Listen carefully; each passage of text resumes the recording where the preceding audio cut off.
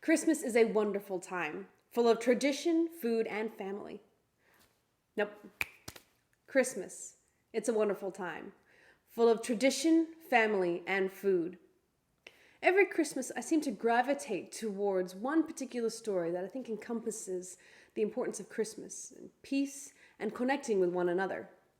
So I would like to share with you my favorite Christmas story, the Christmas Truce of 1914. World War I began in July 1914. The British seemed excited to go to war because they hadn't really been in a war since Napoleon over 100 years before. Here's a chance for them to fight the good fight and put their names down in the history books. The British commanding officers were so sure that they were able to win over this new threat from Germany, they were telling their soldiers, "It'll be over by Christmas." But it wasn't. Christmas Eve, 1914. The Allied forces sat in their trenches, in the cold muck. It had been quiet for some time. At about 10 o'clock, something could be heard over the other side of no man's land. A hum, a familiar tune, but it wasn't in English. So some of the Allied troops started to hum along to this tune.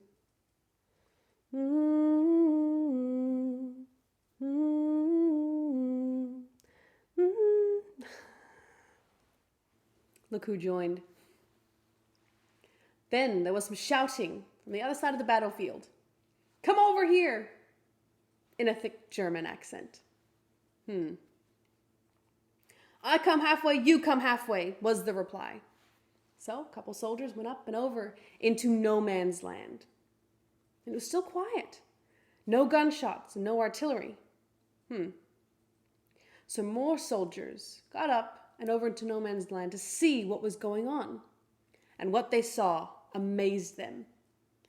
British and German soldiers coming up, shaking hands and exchanging pleasantries, swapping songs, swapping tobacco and wine, and started a little Christmas party on the cold battlefield.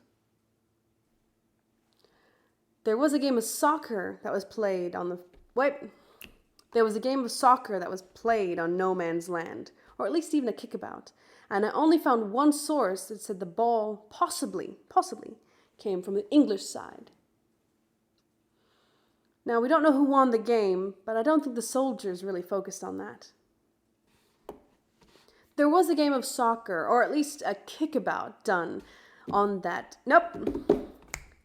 There was a game of soccer, or at least a kickabout done on no man's land at Christmas Eve.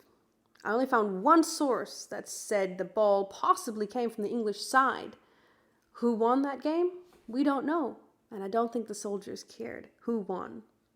I think they were just having a good time with no bullets, no yelling, no stress.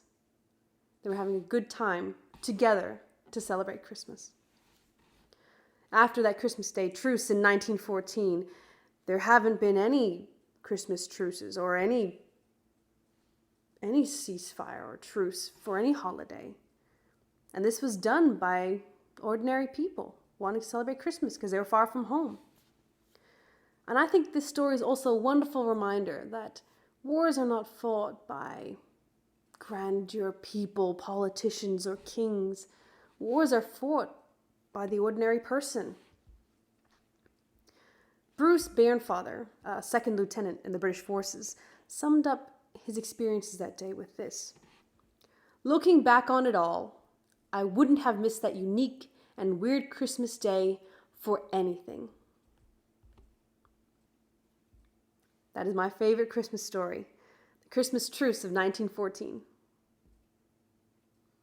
Thank you for watching, and I hope to catch you again next time.